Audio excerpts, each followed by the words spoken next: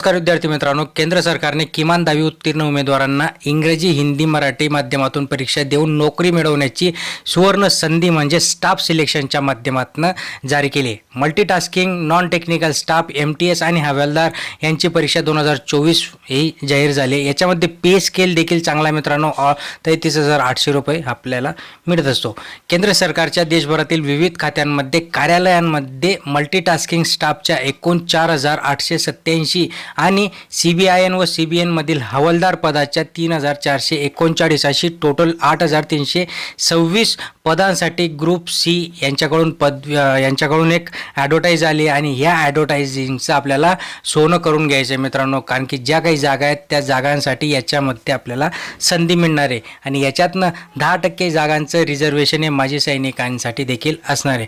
पात्रता काय मित्रांनो, 1 ऑगस्ट 2024 रोजी 10वी अथवा तत्सम परीक्षा उत्तीर्ण असायला हवा. वयोमर्यादा दिली 1 ऑगस्ट 2024 रोजी MTS पदासाठी 28 ते 25 वर्ष वय असावं.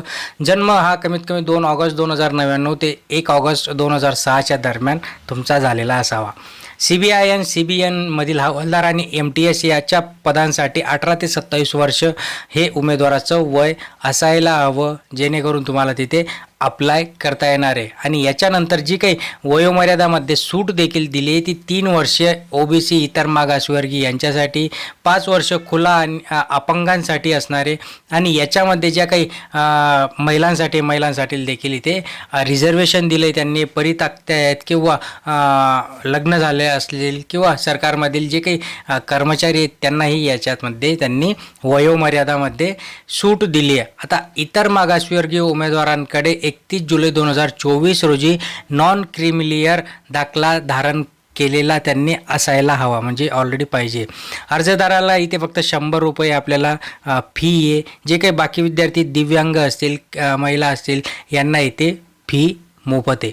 स्टाफ सिलेक्शन कमिशनच्या पश्चिम विभागात म्हणजेच महाराष्ट्र, गुजरात, गोवा, दादरा आणि नगर हवेली व दमण व दीव या राज्यांचा, केंद्रशासित प्रदेशांचा याच्यामध्ये समावेश केला आहे. आता महाराष्ट्रामध्ये याचे जे काही सेंटर असणार ते अमरावती, औरंगाबाद, जळगाव, कोल्हापूर, मुंबई, नागपूर, नांदेड, नाशिक, पुणे आणि पणजी इथे विद्यार्थ्यांना कमीत कमी 3 सेंटर आपल्याला निवडता येणार आहे.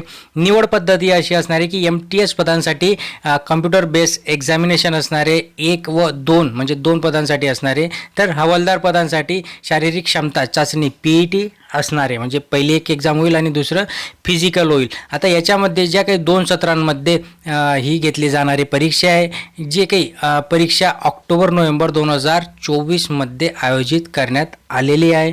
याच्यामध्ये मित्रांनो जे काही जागा आहेत ते न्यूमरिक जागा असणारे, जागांसाठी चांगला इथे अभ्यास करून घ्या. याच्यामध्ये जे काही एक्झाम पॅटर्न आहे ते इंग्लिश आहे, ग्रामर आहे, न्यूमरिकल ॲप्टिट्यूड आहे, नंतर मित्रांनो तुमचं रिझनिंग असणार आहे.